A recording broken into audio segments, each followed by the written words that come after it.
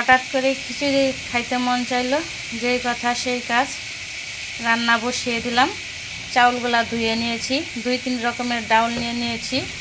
আর এখানে ভালোভাবে মশলাগুলা কষাচ্ছি।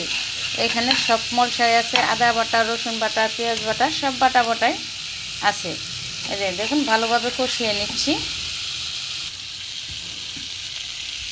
এবং কি কয়েকটা ছোলাও দিয়ে দিব, গড়েই ছিল ফ্রিজে, সে ভাবলাম খিচুড়ির মধ্যে দিয়ে দেই।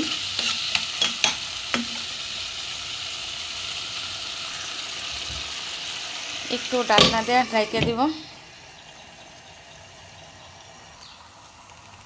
ঢাকনাটা খুলে নিব, একটু ভালোভাবে নাড়াচাড়া দিয়ে নিব।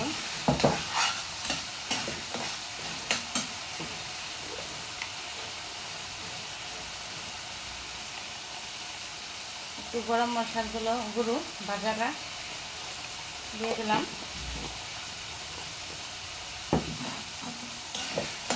আর একটু ভাজা ভাজা করে নিব। এখন আমি এই চাউলগুলা দিয়ে দিব, চাউলটা একসাথে দিয়ে দিব।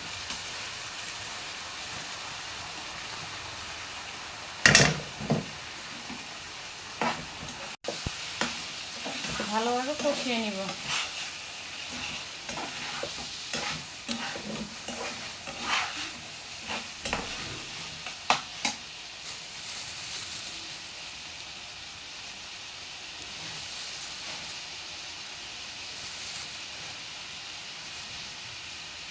কয়েকটা কাঁচামরিচ দিয়ে দিব।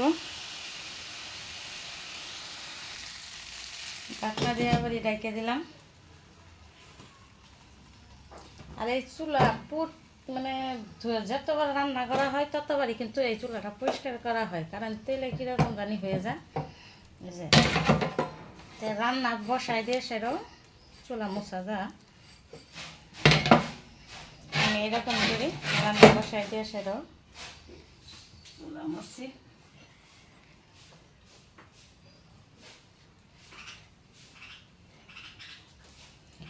ঢাকনাটা আবারই উঠায় এখন আরেকটু নাড়াচাড়া দিয়ে নেব।